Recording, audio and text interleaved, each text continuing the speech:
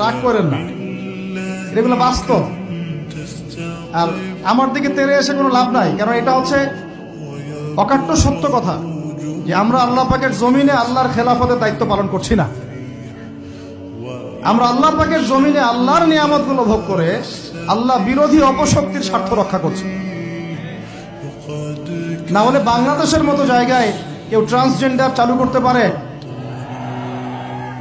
একটা 90% মুসলিমের দেশে কেউ সুদভিত্তিক ব্যাংকিং সিস্টেম চালু করতে পারে, মদের বার চালু করতে পারে, জেনার লাইসেন্স দিতে পারে, পতিতালয় লাইসেন্স প্রাপ্ত হয়,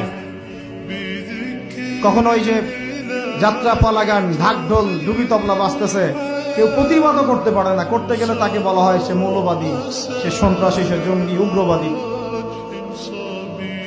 তো আমরা যদি আল্লাহ পাকের জমিনে আল্লাহর খেয়ে আল্লাহর পরে আল্লাহ পাকের সব নিয়ামত ভোগ করে এই যদি হয় আমাদের অবস্থা, তাহলে আমাকে আপনি বলেন যে আল্লাহ পাকের কি বয়ে গেছে যে আমাদের হাতে আল্লাহ পাক এই দুনিয়াতে বিজয় দিবেন?